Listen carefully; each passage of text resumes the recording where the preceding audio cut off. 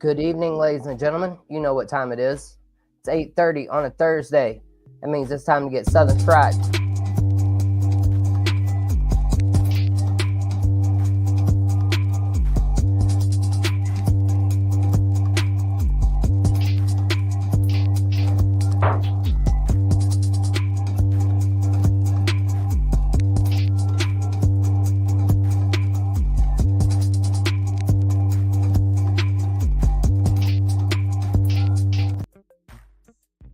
And good evening, ladies and gentlemen, my Southern fried friends. Welcome in to Southern Fried Sports. Let's see here. I got a little music still playing in my background. Whoopsie. There we go. We're good. All right. Time to get started. Like I said, we have a jam-packed episode coming up this evening. I have the man, the myth, the legend. I will introduce him to you in just one moment. As for now, don't forget to hit like, follow, share, subscribe. Don't forget everything at the bottom of the screen. GreenvilleSportsMedia.com, TheFurmanJoust.com, all of the above. We have a very intriguing conversation. I must defend myself for some comments that I made the other day. And no other to do that and to talk about his comments regarding, I got the boss man, y'all. Hey, man, everybody keep it on the down low, all right? The boss man's about to join us, all right? I got Jay Jacobs, the owner of GreenvilleSportsMedia.com. What a pleasure. Thankfully, we finally are on the same screen together. Jay, how are you this evening, my friend? Oh, I'm doing great, JD. It's a pleasure to be on your show. And this is the only time that you'll hear me say, "Go Cox." Hey, man, actually, and I've tried to tell people this before. I don't necessarily hate Clemson. Now, if we're playing each other, absolutely, I can't stand Clemson. But I get along with a lot of the Clemson fans. I've had numerous Clemson folks on here before. And so that was one thing that really got me twisted the other day about Dabo. And we'll lead it off right there, and I will defend my comments, and then you can chime in right after that. So my whole thing about Dabo the other night after the game, his kicker just kicked a 8-yard field goal. I've seen 56. I've seen 57. 57. Yeah. Yeah, I've seen all three. So he kicked the 57-yard game-winning field goal. Not only that, the player before that, the kickoff return, Randall, I believe his name was. Yep, Adam Randall. Had an amazing run back. And so all of these players and all of these coaches, they prepared all week. They played a great game. I just don't see where giving God the credit at the end of that is any benefit. Like, yes, I know that they are a very religious program. I get it. I'm a preacher's son. I'm a preacher's grandson. My parents have a church. Poppy probably watching right now. So I have no issue with giving, all glory to God. But at that particular moment, it just felt to me like he was saying God gave them this chance to be in the ACC championship game, which would imply that Miami had God rooting against them because Syracuse beat them to get Clemson into the ACC championship game. And so at that point, I just feel like it would be best to credit your players, credit your coaches for a job well done, and just leave God out of it. Well, there's different ways to look at this perspective. Everybody kind of takes Dabo to a T sometimes, and he has to constantly defend himself and say, "Okay, that's not the comments that I was really saying. You gotta understand the context that I was in. The context that he was in is, his kicker, who is very religious, just to let you know, really, he said his prayer, said, Lord, if it's your will, allow this to go in. If it didn't go in, then you know what? It wasn't God's will for it to go in. Now, people can look at it and say, well, God, like you said, well, I guess God's got, a reason why God wanted Clemson to go in the playoffs. That has nothing to do with it. All he's saying is I'm giving him the glory. That he gave me the foot to kick that football. He gave me the knowledge to know where I needed to kick it to. He gave my coach the belief that I could kick that field goal. That's more of what it was being said. It wasn't that, oh, well, God didn't want Miami to be in the national championship playoffs. He didn't want, he wanted Syracuse to sneak into the top 25. It had nothing to do with that. It more had to do with, listen, there's a reason why we're here. We just believed, and God saw fit for us to win. If he didn't want us to win, it wouldn't have happened. Right. It's more of that. It's not really the whole, God wanted Clemson to win the ball game because we're a religious school. That's not even nowhere near it. Not saying that's what you were saying. I'm just saying it's more of God gave Dabo the belief that, hey, this guy who had never kicked a football that far, he had kicked 151, but not 57. And they had several blocks too throughout the year. Sorry to interrupt. Exactly. Yeah, So I mean, that was a scary kick to make for sure. Yeah. So there was a lot of things that went in, and it's just like he said. Matt Luke looked at him and said, "Are you sure he can kick it that far?" He said, "I don't know, but we're going to find out." Right. I mean, it's all about just believing in the young man that, hey, we brought you here to Clemson for a reason, to be, you was the number one kicker in the nation. We gave you a scholarship, which usually we don't give to kickers. We gave you a scholarship because we wanted the best kicker, and we believe that even though you've only kicked 51, you've had 8 blocks this year, that you're going to get that field goal for us to win us the ACC championship. And that's more of what it was. It wasn't really, God wanted them to win. It was just more of the belief that, God gave them the talents to win. Right. Absolutely. And I can understand that too. Like I said, I see both sides of it. And when I made the comment, like I said, I caught several comments. My sister, several other people chimed in. They said I was crying about it. No. And I had other people too, though, that just defended, he was just giving all glory to God and all that stuff, which is, again, all well and good. It just came across differently for me when I first, saw them win the game, knowing how they got into the game. Granted, of course, they still had the second best record in the ACC, so they deserve to be there. But I mean, anybody can see it from a Gamecock perspective. It made us all sick to our stomach. I mean, we just beat y'all the week before, and here we are. We're not even considered to get into the playoff. I mean, it was just a wild turn of events on that particular Palmetto Bowl rivalry Saturday. Well, and going back to that Clemson-Carolina game, I've heard a lot of Clemson fans, well, this happened, that happened. Well, there's a lot of things, just like in the Clemson game versus SMU. We could have missed that field goal, and we could be sitting in the Citrus Bowl or somewhere else, the whole thing of it is, what? We all go out there, we give it our best, and if the chips fall a certain way, they fall a certain way. We didn't create, me and you personally did not create the college football playoff. They've got a criteria that they went by, and we got in because we were the ACC champions. Now, I've already heard they're already trying to fix that to keep that from happening, and people getting in that shouldn't get in. But we all know that's because it's just because there's an SEC and a Big Ten leadership that's wanting to make sure they both get 5 teams in, and everybody else, will have to fight for the Final Four because they're talking about expansion to 16 teams. So there's a lot of things that could be said. I mean, I agree. Alabama did have better wins as far as strength of schedule than SMU, but SMU had less losses. And the big thing that was last year about Florida State is they was unbeaten, but yet they was left out because of a quarterback injury that they had no control over. And that was really, I felt bad for, they did everything they were supposed to do. They still went unbeaten with quarterback number 2 and then quarterback number 3. Now, did they get destroyed in the bowl game? Yeah, but they had half of their roster sit out that game too. And I know people say, well, Georgia had, some people said, yeah, but not the amount of FSU guys because they felt like there was no reason to be there, no reason to play a game. And Norvell played with 4th and 5th stringers, and of course, it looked like he played with 4th and 5th stringers this year too. So. Right. Yeah. Oh, yeah. Florida State fell way off. Let me get some. I'm not going to mention their comments yet. Hey, guys, we're going to come to the comments in a little bit. We've got Jay Jacobs of GreenvilleSportsMedia.com joining us right now. So, Mark, Ben, Brian, all of you guys, thank you for being here. Y'all keep having your conversation over there. We will come to those comments soon.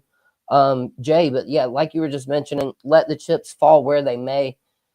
How do you see the chips falling for Clemson and Texas this week? Is this a winnable game for Clemson? I can't argue. I really think it is. I think it is a winnable ball game. Clemson is going to be the underdog. Clemson loves being the underdog. That's just one thing that they strive to be. they seem to play better ball when they're the underdog. Don't ask me to explain it, but it's like Dabo used to what was he called, the old Roy bus? Jump on because we're the ones that everybody just thinks that doesn't deserve to be there and doesn't think we're going to do anything. But you know what? This is not going to. I'm not trying to say that this would be a blowout on either side of the ball. But I do think Clemson has a great chance to win this game. Honestly, my opinion, as of right now, there's a lot of things that can change because the 21st is, several weeks away. There could be some injuries that could happen on either team. Things could change on stuff. But right now, I think Clemson could win the game by 1 point. I do not see a blowout by either team in this game. No, absolutely. I don't either. I think it'll be a very tight game for sure. The one thing I found very interesting was Texas has allowed a lot of sacks. And then, of course, I'm also worried a little bit about Clemson's run game with Maffa and Haynes being, banged up a little bit. So I think at that point, it stays very close. I think we might even see like a Georgia, like that SEC championship game. It would not shock me one bit to see that same result in this Texas game. I agree. I don't think it's going to be a very high-scoring game. I think both defenses are suspect. I call it like I said, Clemson's hasn't been able to tackle. Sellers just showed us just how much we could not tackle in that game versus Carolina. So, when it comes right down to it, Clemson's going to have to tackle like they did against SMU. We did very good against their running quarterback, which is something that everybody was worried about in this game, that when we played SMU is how would we do against Sellers? We just get destroyed by, running quarterbacks, but we did pretty good against SMU, did not do very well against South Carolina. So, it's going to be one of those games that I think is going to be around that 24-23 or 28-27 game. And it might even be settled in overtime. I actually considered the SMU, when I did my prediction for SMU, I said Clemson would win by 3 points in overtime. And it almost got there. We won by, right there at the end by a field goal. So, I called it other than overtime for that game. But, I think we could beat Texas. Now, if we somehow get past Texas, I see us being able to play with Arizona State, but I don't think anybody's going to stop Oregon from winning the national championship this year. I'm not going to call Clemson a national champion by no means.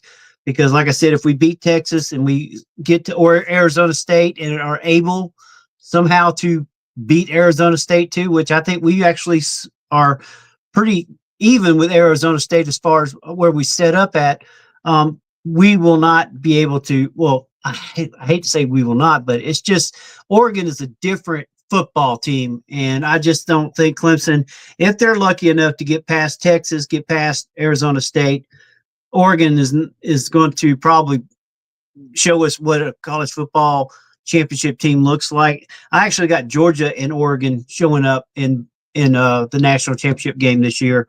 That's just my thoughts on that. Right. Well, that's very interesting too, because honestly, a lot of people, we just talked about Florida State earlier being left out because of their quarterback being out. But would Georgia have been in that position if they didn't win the SEC and get that auto bye? Would they have started asking that question? Oh, well, Carson Beck is out, so do we need to eliminate them from the playoffs? Granted, they wouldn't have fell back that far, but a lot of people started asking that question, like, oh, well, you've already set this precedent. And so that's the one thing I'm very curious about for Georgia. Yeah, but Gunnar Stockton did carry him in that championship game against a Texas team that was higher ranked. And that's the thing people got to look at. I mean, Beck went out in the right before halftime, and Stockton came in and led them from behind. They were behind. It wasn't like they were ahead, and he just had to cruise control it. He had to get them back in that game, and he led them to, the SEC championship. So as much as, that's why you can't really discount the backup quarterback all the time, because you never know what this young man has been working hard. They might have just been trying to redshirt him or whatever the case may be. I mean, you can't just throw a backup quarterback. Now, granted, they're a backup quarterback for a reason. but every reason's different with every team. And we both know that because I've been around where backup quarterbacks were better than the ones that was starting, but because of seniority, one got to start and one didn't. So you never know what the real reason is until they actually get on the field and prove it. Here, Brian, I got one question from you, or for you, from a fan here. Brian, question to Jay. Do you think that Clemson could look at a wide receiver playing running back or maybe go with Keith Adams? Let me give you my thought on that real quick. I already think that Clemson will be running much more motion and some like reverses, shovel passes, some kind of extension with the running game to kind of mask their running back deficiency right now. Jay, what do you think about that? Adams is a good running back, but it takes him a couple yards to get going. Maffa has more of an explosive power to him, whereas Adams, once he gets downhill, that's when he gets going. You know what I'm saying? He's not going to be a back that goes over to the edge, run to the side like Maffa can do and then turn it up. He's more of a straight at you, knock you down, and keep going type of back. I would see Antonio Williams as our flash back there, honestly. They do a lot of that with him already. When he comes in motion, they pitch him the ball, or he catches the ball through height from the center. So like you said, I see a lot of motion. I see a lot of different things. But man, I tell you, our running back situation right now. He's gonna run it. He's gonna line up and run it downhill, I think. I mean, I think Maffa, I think he'll say he's good to go. I think you'll see him look a little banged up, but he might have a game. Who knows? We got some time before that game that he can heal. I'm sure they're giving him a week off of being in practice as far as, letting him get into the hot tubs and get massaged and all that stuff just to get him ready to be, that bullback. But, I think Adams could come in and give him, some snaps for sure. And that way he's not having to, go out there and try to do 30-plus snaps in the game. But honestly, Clemson, if you looked at the SMU game, they did a lot of motion. And when you got Wesco out there, I mean, come on now. And Antonio Williams, and then you bring Brennan Stool, your tight end. I mean, we've got so many options throwing out there. Cade was throwing it out quick, and he's got to do that against Texas. And also about Texas defensive line, that's where Adams would probably not be your best bet right there because their defensive line is pretty stout. So I don't see us trying to bully Texas in the interior. I just don't. I don't think that's smart for Clemson. I mean, of course, I'm not Dabo, but I really do not think it's smart for Clemson to try to bully Texas in the middle. But we'll see. But I think that they're gonna pester their cornerbacks for sure because we've seen Texas can give up the yards. Oh yeah. Well, I can assure you this: Clemson, they're gonna try. They'll try to run the ball to open it up. And so, man, that's a great conversation, though, y'all. Again, we've got Jay Jacobs, the boss man from GreenvilleSportsMedia.com, the man that brings all of this together. I mean, what have we got? We got Arden's Burgers.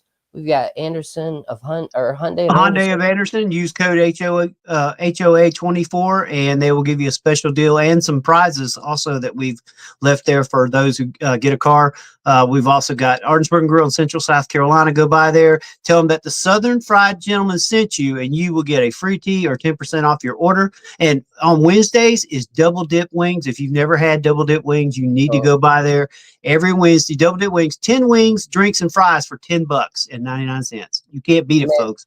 No, and it's great. It's in the Walmart Shopping Center off Highway 123. Pepsi Cola, TrueVictory.com. Use code Furman Joust. There's just so many things. Go to GreenvilleSportsMedia.com. You'll see everything there. All of our sponsors, we appreciate everything they do. And of course, they are now sponsors of Southern Fried Gentleman. Hey, man, appreciate that very much, man. What a shout out, man. I got chills. Ooh, I love it. Y'all love it. It's a great conversation. We've got great things going on. Like I said, we've talked about everything there is to talk about. But I'm going to skip over some Gamecock talk. All right, Jay? Okay. Let's go over to the Bill Belichick hiring. And not only that, the Scott Frost rehiring at UCF. We've seen Dan Mullen now at UNLV. And then Rich Rodriguez also going back to West Virginia. Can you make any sense of what's going on with these college football hires? Well, as we're seeing, there's a lot of coaches leaving college football to be assistants, and then we have assistants that are turning into coaches, and then we've always had retreads, as they call it. The main problem with that is everybody is trying to catch lightning in a bottle. Everybody wants to be a national champion. Everybody wants to be in the college football playoff, and they are trying to find somebody that they feel can lead them to that. While Rich Rodriguez was at West Virginia, he did a great job. He really did. So I really think that there has to be a precedence right now with what's going on. It's when you look at the coaches like a Dabo or Nick Saban, it's college football is just kind of evolved in such a way that it's not the way that they like. And Saban's already left, and there's a lot of talk that Dabo will be gone in a couple of years. People, of course, accused him that he just doesn't want NIL, and that's not true. He's always been that the players should get money for their name, image, and likeness. But what has happened now is the wild, wild west because the NCAA doesn't have a backbone. I mean, let's just be honest here. They do not have a backbone because they know if they try to sue or try to put the death penalty on somebody, it's not going to happen. North Carolina, who we're fixing to talk about as far as Bill Belichick, basically laughed at him whenever the NCAA said, listen, we found out you had basket weaving, and the guys didn't even go to that class. Julius Peppers was one of the guys. I mean, and basically they just looked at him and said, you know what, just do whatever, because we're not going to listen to your rules or your laws. Why do you think so many colleges are so eager to throw in, oh yeah, well, I accidentally called somebody so-and-so, and they'll give you all these little minor infractions to the NCAA because they know that's all the NCAA really can do is say, okay, well, we're going to pull a scholarship. We're going to pull, we're going to fine your coach $10,000, and this assistant coach can't coach in the first game of the year or whatever. Minor stuff that is nothing. And that's the reason why there is already, I'm just telling you, there's already talk about the giant power conference that's fixing to happen. You're going to see, it's going to be kind of like the Premier League, folks. I'm just telling you right now, is because they have to do it that way because they're going to have to give teams that are that are not in that top 60 or 64, 32 on each side. I did 64 the other day. I did 64, 36, and 34. It's going to be 64 because of the money. There's just a way, and it's going to be the bottom four will rotate every 3 years. They got 3 years to make their way up. If they don't, if they want to stay, if they stay at the bottom, guess what? Then the people that are in that quote group of five will move up, and that way they have a chance to be a part of the game. There's so many things, and Stinky will be the czar. You might as well get ready for it. I've been told that whenever they're in the room with all the heads of all the different conferences, he's the only one that really talks. Everybody else just sits and listens. So you already figured out who your czar is going to be. And it's really crazy. I know I'm kind of went off on a different road here. No. But it has to apply to what's going on with these coaches because everybody's looking for the quick fix. And I'm telling you, a coach has to have 4 to 5 years just to get his players cycled through to see what he's got. If you're firing him after year 1, year 2, then okay, go ahead and get a retread like a Rich Rodriguez. Well, what is Rich going to do in 2 years if he doesn't have his kind of players that runs his system? It's really crazy because fans are so gung-ho that you got to be able to win the next year because of, the portal. Well, we just saw what Florida State did. Florida State had a huge portal year last year. All we heard, number 3 in the nation. They're back, baby. They're back. Well, where are they at? One win? Okay, that just showed me and everybody that wanted to dog Dabo, who's now in the playoffs. Yeah, he probably snuck in there. Okay, Carolina fans, he snuck in there. But the fact of the matter is he's in the playoffs, and he did it without a single portal guy on his team. Yeah, I know. It can be done. And people want to criticize them for it. I mean, Army and Navy, they won without having portal guys. Exactly. I mean, Army is a good example. I think what forced the Gamecocks to use the portal is a lot of our best players got poached there for a while. If you don't know, and I know you've heard the term, and I've said it before a million times, feeder school.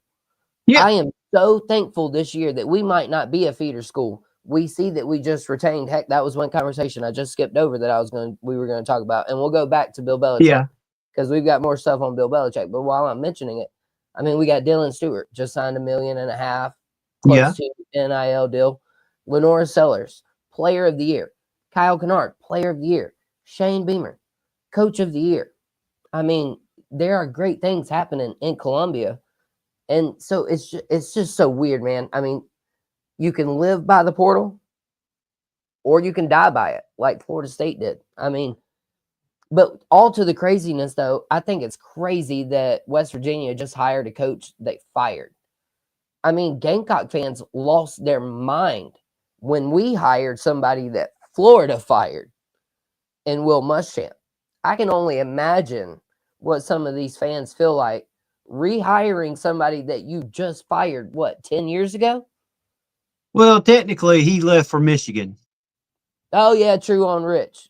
True on Rich. Yep, true on that one. So, And then Scott Frost left to go to Nebraska. So there exactly. we go. I stand corrected. Oh, you're good.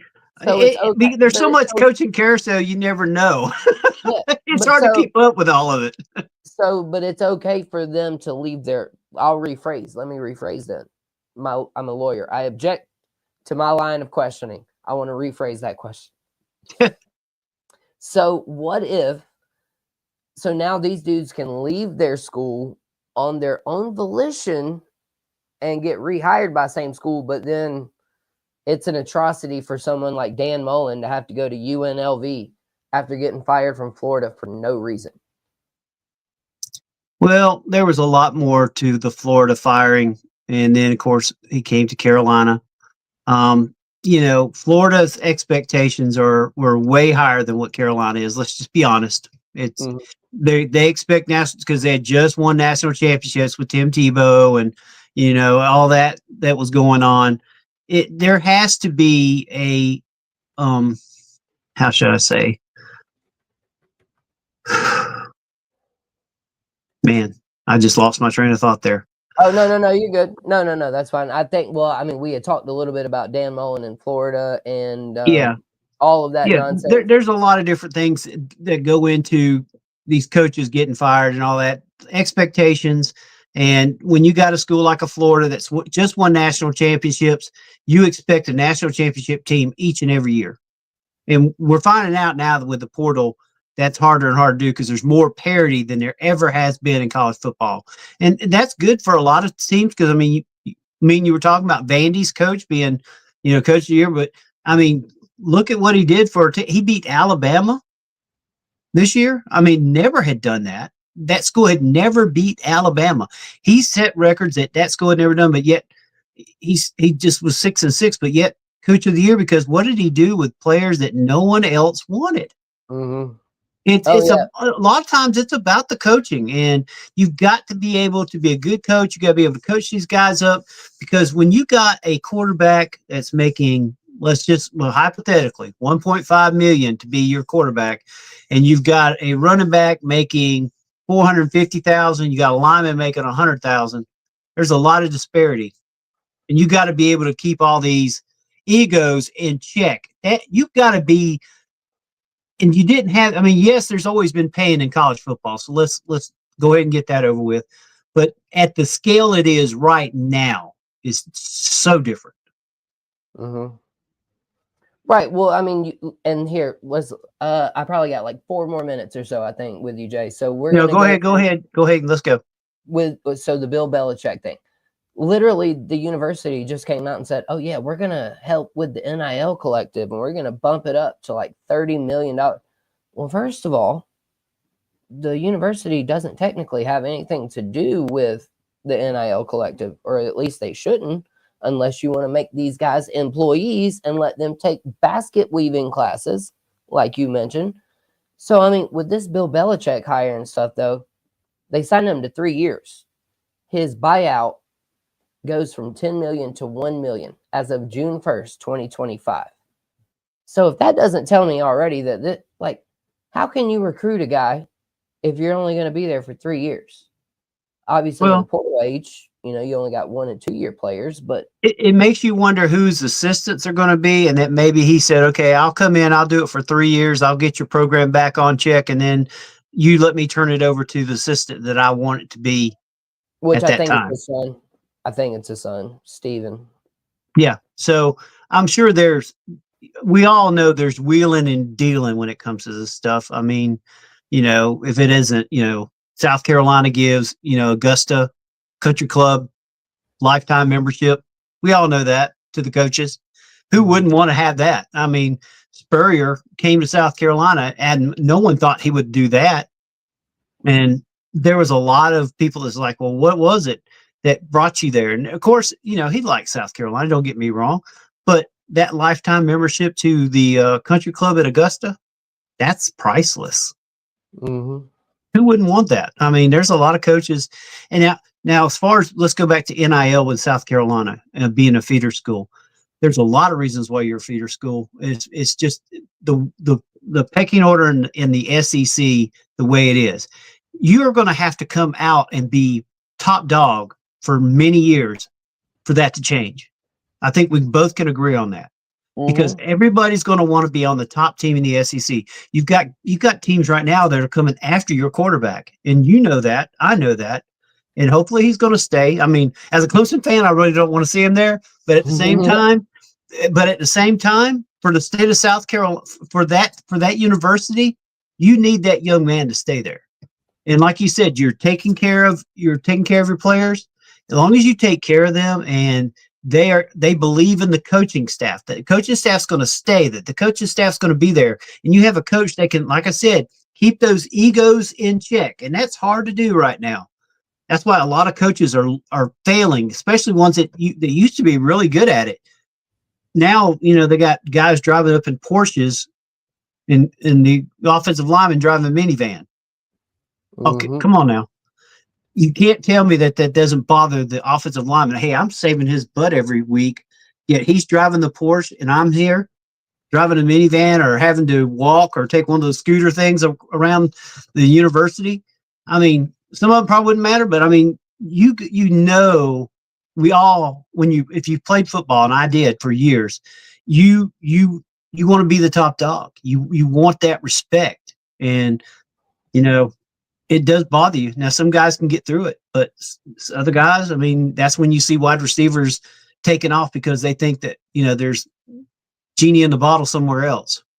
Right. Oh, yeah. The grass is always greener on the other side. That's for sure. All right. So, Jay, we got 2 things we're going to get to. I'm going to get a couple of these fan questions, man. You've been getting tons of questions, man. The fans like you over here. So, I've got Brian. He asked, who would you vote for the Heisman? Are you going Gabriel, Genty, or Travis Hunter? Because I'm pretty sure that's the top 3.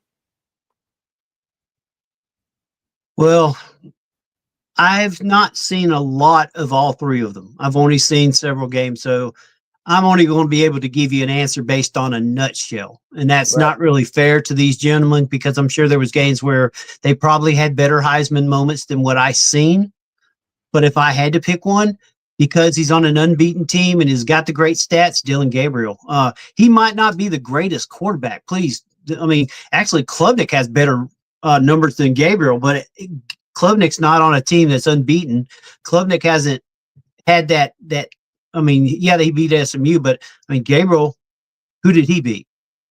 Right, Ohio State. Mm-hmm. And where's also, Ohio State ranked right now? We saw the huge push that Oregon made last year to get Bo Nix into the Heisman conversation. I mean, it was a huge ordeal, advertisements in Times Square in New York City. I mean, they got that Nike money out there in Oregon, but I don't necessarily think you remember the Heisman has always been a finicky award. It's not really given in a lot of ways to the number 1 player in the nation. I'm sorry. There's been so many years that it was all about a certain play that got somebody the Heisman. And honestly, Cade Klubnik, he had that type play, that run that he had against Pittsburgh. Well, he's had several plays, but he's on a 3-loss team. So I mean, should he be invited? I think he should be invited, but I don't think he should win. And I'm a Clemson fan. I just don't think he's had too many hiccups, Right. if that makes sense. The Georgia game was a bad hiccup. And I just don't think he deserves the Heisman. Now, like I said, he's got better numbers, but Dylan Gabriel, because he's on the number one team in the nation, he's played in big games and he won them with he won them in a ways, not, I just think that Dylan Gabriel is going to win it just because, and I think that the gentleman from Colorado will be second, Travis Hunter. Yeah, I think Travis Hunter, he might win it. Honestly, I don't know. I'm torn. Travis Hunter, though, what he's done, I just fear that he might have gotten way too used up playing so many snaps. We had Pensman Sports up in here.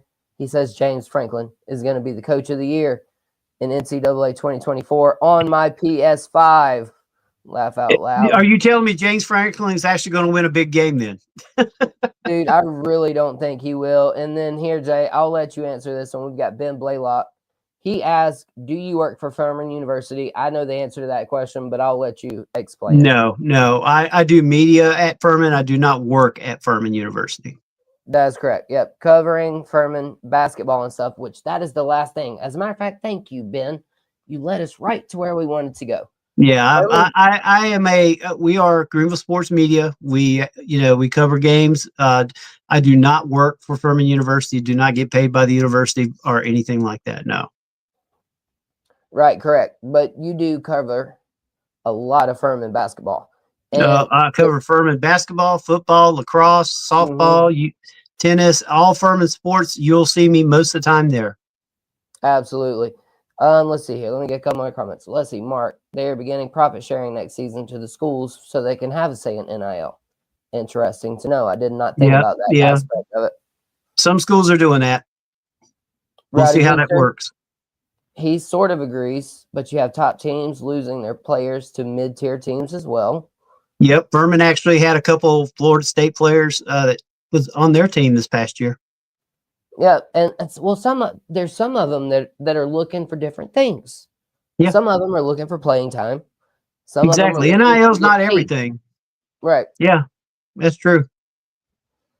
Let's see here. Gamecock Chuck, he says, what's going on, JD? Thank you for being here, guys. All right, and so lastly, let's see. Do I have any other questions for Jay in here? Heisman is a favoritism and a popularity trophy. Yep, exactly. Heisman, Rowdy Rooster, Heisman, a lot of the time goes to one of the top team's players, unfortunately. Yeah, yep. I mean, I could make the argument Shedeur Sanders. That's the only reason why I think Dylan Gabriel wins it. Like I said, he's on a team that's unbeaten. He's beat the top teams in college football. I mean, yeah, he won all the other games too, but he beat top 5 teams, two top 5 teams. Mm-hmm. So, I mean, how can you fight against that? I mean, if he had stunk up the place, it'd been a lot different, but he played well enough in those games, and we've seen Alabama quarterbacks win the Heisman by just being game managers. So facts. And so, yes, anyways, back to that Furman question, Jay. So this Furman basketball start, it seems very reminiscent to this tournament run that they've had a few years ago. Let's go into some Furman basketball notes. You tell me, you talk to me, you tell the fans, and then we'll get you on out of here, my friend. Well, Furman this year, of course, right now is 9-1, considered one of the top 4 mid-major teams in college basketball. I tell you what, Richie has done a great job with this team. And unlike last year, you can tell the difference in this year's team. It's just they want to play together. It's not about me, it's about the whole team. And you can just see it every night. It's a different player that is the top star. And they don't care. It's like, a lot of people thought PJ Smith was not a point guard, but yet he is showing that he can be a point guard. Garrett Heen is having a tremendous year. Last year he struggled. Bowser, true freshman last year, this year, doing so much better as a big man. And they added the guy from Australia, Charles Johnston. I mean, Vanderwall. I mean, you name it. They're all, the makeup of this team is going to be one that I'm telling you, they will be in the NCAA tournament. I think they win the SoCon tournament and are able to go there. I know people say, don't say that because we don't want to jinx them. This team is showing, and they just beat Princeton, which is a top mid-major team, and beat them at the well. This week, this Saturday at 12 o'clock, make sure you're at the Bon Secours Wellness Arena. They'll be taking on South Carolina State. And then, the only loss that they got was to number 1 Kansas in Kansas. Mm-hmm. So, I mean, we're talking about a team that has definitely come of age and has really got the fundamentals down. And they are showing that they can be a complete ball team, not just a couple stars and a bunch of guys that you throw around. No, it's everybody is on the same level. Hey, man, I might be off. If somebody's off one night, guess who picks them up? The next guy. Mm-hmm. And their bench has been scoring like crazy because just because they were starters one game doesn't mean the starters the next. It's who is in practice and doing it well. That's what Coach Ritchie has been doing. He has been getting his team where they need to be. Every player on that team could be a starter right now. And that's the best part about Furman right now is they are deep and they are using the time that they have in the fourth quarter when they're up by 20 to get those other guys even more playing time. So when it comes time for Southern Conference play, which starts in January, this team is going to be solid. This team is going to be ready. And I think that Furman could be a giant out in the NCAA tournament that nobody's going to want to see because they are that good. I absolutely agree. 100% there. And the women's team's good too. Yep. Yeah, the women. Yeah. And 6-win streak right now. Nice on the women's side. Well, Dawn Staley, even the Gamecocks, everybody questioned them after that huge blowout to UCLA. Shout all of the sports here in South Carolina are great. And you know what? I think I even forgot to mention congratulations to my Clinton High School Red Devils. Yep. South Carolina High School 2A state champions today. We've got Abbeville and Cross playing right now. Clinton, though, pulled it out 35-6. Congratulations to my Red Devils there. But, back to the women's basketball and the men's basketball. The thing that's gotten me about Furman men basketball is how much they've traveled across country. How many miles have they traveled so far, Jay? Well, for those who don't know, Furman's Timmons Arena is under construction, and that's the reason why they're playing at Bon Secours Wellness Arena. The men are, and the women are playing way up in North Greenville's Haynes Gym.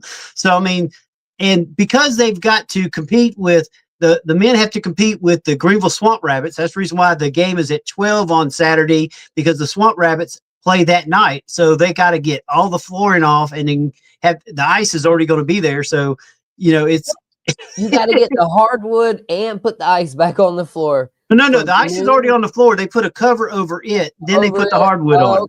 Okay. Wow. So for the men have got to play with that. The women have to travel up to North Greenville to get their games. But the problem is North Greenville has to have their schedule.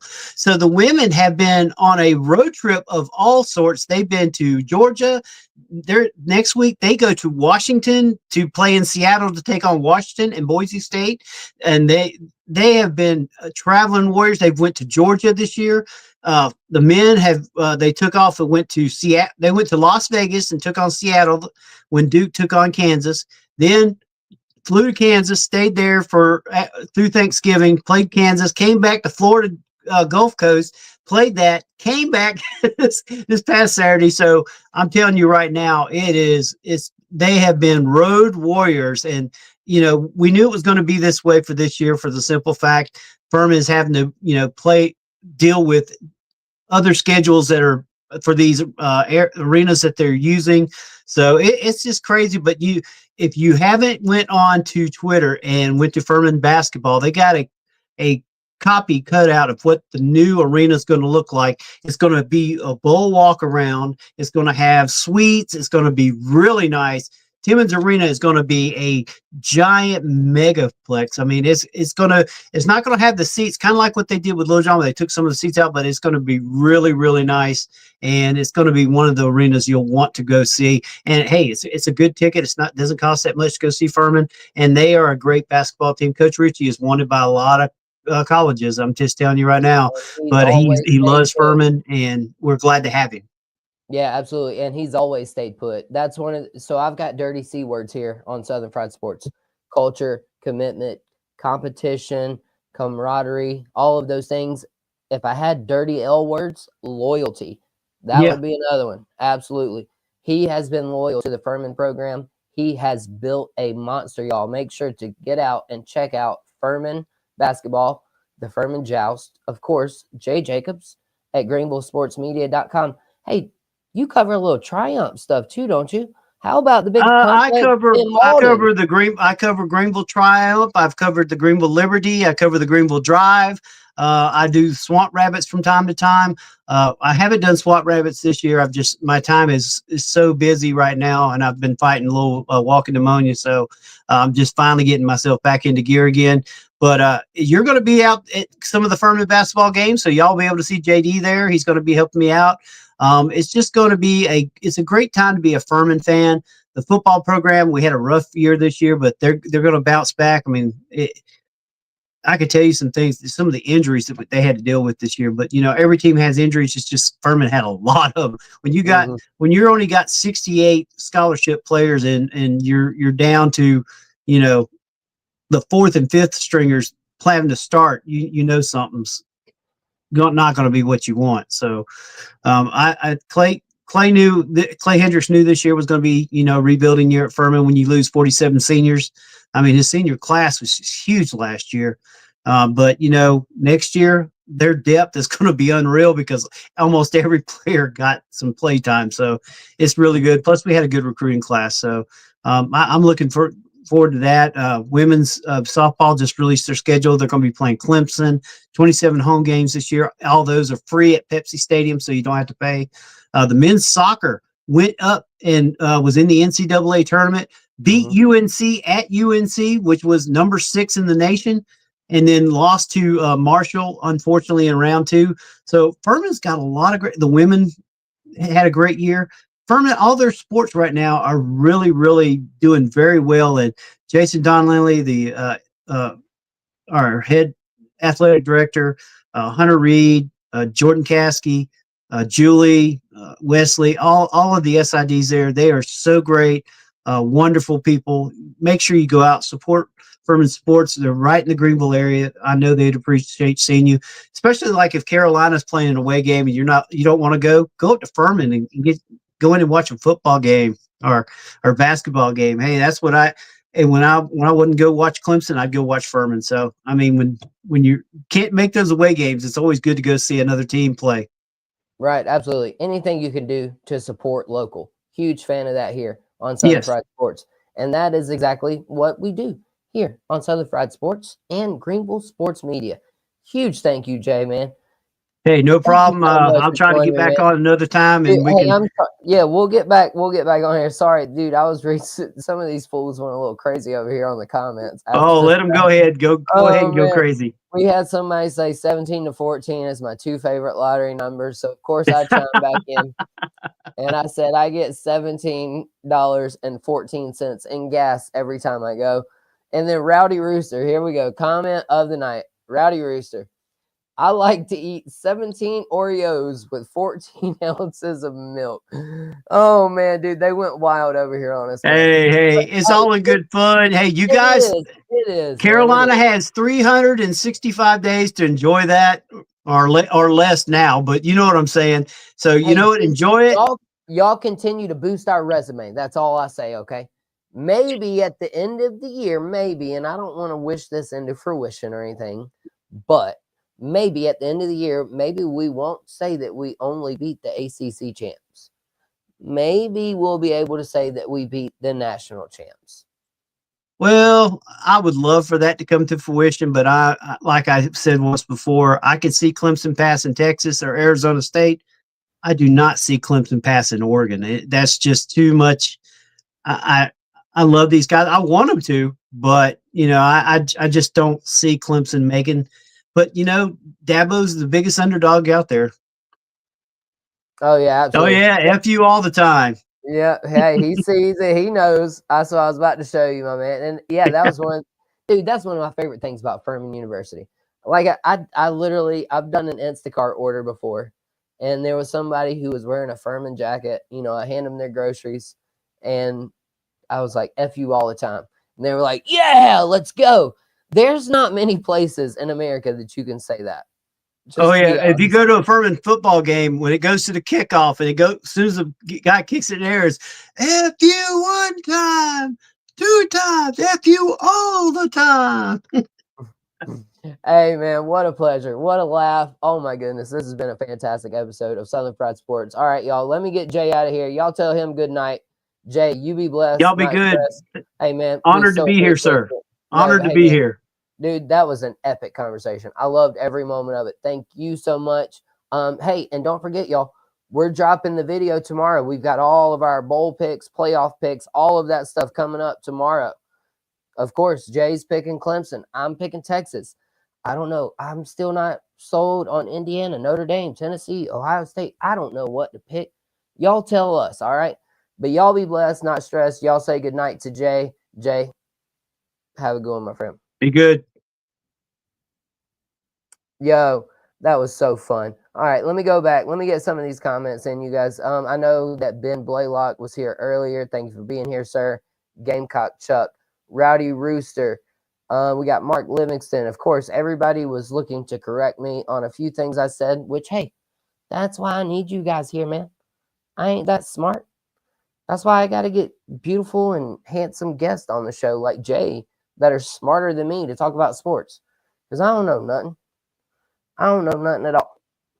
And so there was a little backtracking, though, that I wanted to do about Bill Belichick and him getting the job at UNC. I tell you what, I'm going to take a 30-second break. I'm going to get back in here. We'll spend like 5 minutes. If you have any other questions, send them in right now. I'll bring them up first thing right after this break. Right now.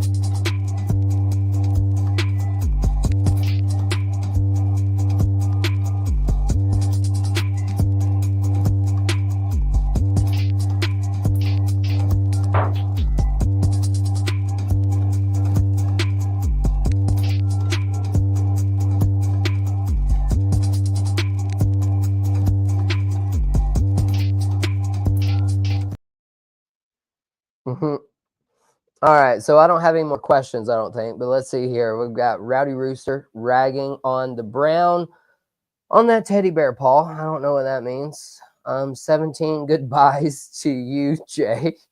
Oh my goodness gracious. Why am I wearing Tar Heel blue? Who is your favorite college basketball team other than Carolina? Mine is Duke. Rowdy Rooster, you sound like a Clemson fan. Everyone knows that Clemson football fans are actually Duke basketball fans. And so, no, I'm not wearing this blue for any particular reason. Just do on a polo, man. Just felt right. I didn't pick this shirt for any particular reason. But speaking of UNC blue and UNC Bill, how about this Bill crap? How about this Bill Belichick stuff? Do y'all really think he's going to win at the college level? I called a radio station today and I told him, I said, listen, why does Bill Belichick think that he has these crazy, innovative ideas for college football that nobody's ever thought of before? Maybe that's why nobody in the NFL would hire him, because he doesn't have any ideas that no one has ever thought about before. You want to treat it like a pro program and treat it like a pipeline to the NFL? Well, no, duh. That's what all the coaches freaking do. They all treat it like they want to get the most players in the NFL or win the most championships. That's what gives you the most street cred, to get said players. So Bill Belichick, like, what? Are you going senile on me, dude? Did your 24-year-old girlfriend, like, trick you or something? She said if you become the coach at UNC, maybe y'all can go down there and you can join a fraternity or something. Like, what? What leads you to believe you think you can be a good college coach? And what is UNC thinking? Oh, yeah, Mac Brown is too old to be our head coach. Oh, I got an idea. Let's hire someone that's 1 year younger than him. That seems like an intelligent move. Oh, but no, he's gonna train, and he's gonna set up the program, and he's gonna train his son how to run it. The man they call the face licker, Stephen Belichick. Talk about nepotism. I would argue that Bronny James deserved to get drafted more than Stephen Belichick deserved to be named the head coach in waiting. Unless I'm talking about the movie Waiting, in which case Stephen Belichick could be the lead character. You're a garbage defensive coordinator. You were garbage. The only reason you were good is because you coached for your daddy. At least Bronny James didn't play with his daddy to be as, I can't say as good as he was, but as bad as he was. So, Rowdy, to be short, that's why I am wearing Carolina blue. And the real Carolina is in South Carolina. The real Death Valley is in LSU. And the real USC certainly doesn't reside in Southern California, my friend. JD is not a robot. What an episode, though, we've had, man. We've had Jay Jacobs. That was awesome. We had a great conversation. That was Rowdy. He asked me about that. Rowdy. There you go. Backtracking. Rowdy's already backtracking. I didn't mean Duke basketball. I meant Duke Mayo, bro. I like Duke's Mayo, too. I feel you, bro. I'm just messing with you, giving you a hard time. I know what you meant. You think Belichick, you think Bill Crab's going to win? Man, you better stop tripping. You don't know ball, bro. You don't know ball if you really think Bill Belichick's going to win. Dude, he only signed a 3-year deal. And his buyout goes from $10 million to $1 million as of June 1st, 2025, which, oh, by the way, is 6 months away. So he can quit after June 1st, 2025, and maybe go back to the NFL to get the all-time win record. He's just like, oh, no, the all-time win record doesn't matter anymore. Some of the nonsense he said, like I even mentioned to Jay, I told you guys, Bill Belichick said that his first words were beat Duke because his dad was a coach at UNC. I don't know if you guys knew that or not. But yeah, he said his first words were beat Duke. And then apparently they gave him a hoodie from his dad or something. I don't know. And then Marty Smith reported that Bill Belichick said that he didn't come there just to leave, but he could only sign a 3-year deal. I just don't. It's all propaganda. Just like the Deion Sanders hire. At least Deion Sanders was fun and wins. Bill Belichick, unless he does his media personality, he will not be fun. Yes, he might win, but he won't be any fun. Rowdy says his name alone will help him hire the best of the best. He won't have to do much. Well, apparently not, because he's already hired a GM as well. Mark Lombardi is going to be the general manager for UNC football. And then we got Mark winning Super Bowls and one of the most winning coaches in history. Already gives him street cred. I mean, maybe. I'm not arguing he doesn't have street cred already. But I was saying that he's coming in saying he's got this crazy innovative idea for college football. Bro, it's literally everything that college football does already. I mean, what would make Bill Belichick any better than Kirby Smart or Dan Lanning or Nick Saban? Granted, Nick Saban not in the game anymore. But what would make him any different? They're all there to develop, run a pro-style system, and be a pipeline to the NFL. All Bill needs is a quarterback, wide receiver, and tight end. He will win. Don't forget the defense. Everybody needs a little defense. Everybody loves a little D. Yep. JD just said that on Southern Fried Sports. Bookmark it. 9/29 on December the 12th. I just said everybody loves a little D, referring to defense, obviously. Y'all have been wild this episode. Thank you guys for all the comments. We've got Brian. Let's see what we got. Rowdy Rooster. Let me go back to Rowdy. I see his pitch. I have 8 Super Bowls. I don't pass on young baddies. I coach goats. Enough said. I would still want to see some proof. He better bring his girlfriend on every visit, which, of course, that's the huge meme going around now. Bill Belichick. If you think he can't recruit, just check out his girlfriend, which, by the way, she's 24. He's 72. Do that math. 24, 48, 72. So, yes, Bill Belichick is 3 times older than his girlfriend. If only he were only 3 times older than his football players, he might be in better shape. Brian, look at this. Mahomes can pass Dan Marino. That's a lot, Brian. Let me see if I can read this. Look at this that he found. Mahomes can surpass Dan Marino 241 touchdown passes for the second most touchdown passes by a player in his first 8 seasons in the NFL. Okay, so it was a stat by Brian. Sorry. I had to read that to get that all together. Words are hard, man. Y'all know this. I've been at this for an hour. We've had a great episode with Jay Jacobs. Don't forget, Arden's Burger, Greenville Sports Media, Furman Basketball, all of that wonderful stuff. Jim Rome reported 3 years, $30 million earlier. It was initially reported to be potentially 5 and 50, which they might have some incentives. But the guarantee that I saw was 3 years, $30 million, Rowdy. His money recruited her. Well, apparently it was his philosophical skills helping her with her homework on an airplane. She didn't even know who he was, just like Bill Davis's girlfriend had no idea he was a billionaire.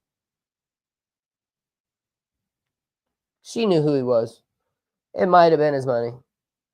It might have been Bill's money, but he got her either way. Rowdy Rooster, his money sure did. I'm sure it wasn't the Ben Gay, the aftershave, or the Snuggle soft hoodie. All right, ladies and gentlemen, we're going to end it on that one. Y'all have been hilarious. I thank you all so much for being here. Brian for the stats, Mark for the stats. College football is wild. Head coaching hires are wild. Furman basketball is good. Clinton High School Red Devils, state champions. Clemson football might beat Texas. Leave God out of football. Give credit to your team. All of that stuff was covered on this episode of Southern Fried Sports. I appreciate all of you being here. Thank you so much. JD is out. Be blessed, not stressed. Put some gravy on it.